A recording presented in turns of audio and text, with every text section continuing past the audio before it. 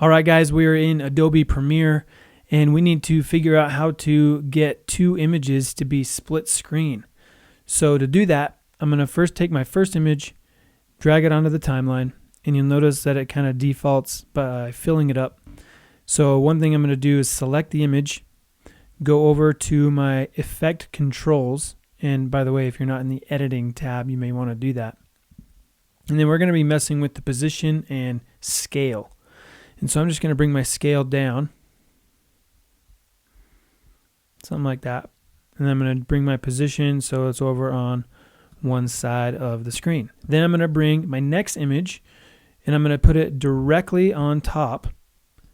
Okay, and do the same thing. So select it, bring my scale down, and then I'm going to send it to this side of the screen. So let's get it so my face is the same size on both. Okay,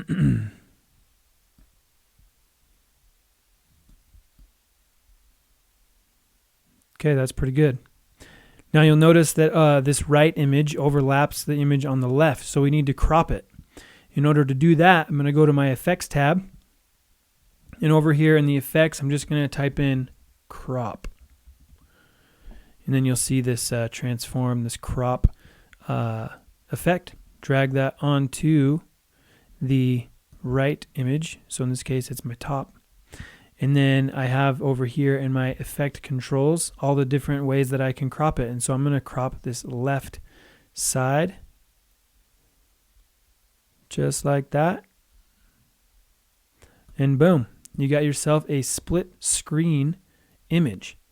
So that's how you do it in Adobe Premiere Pro.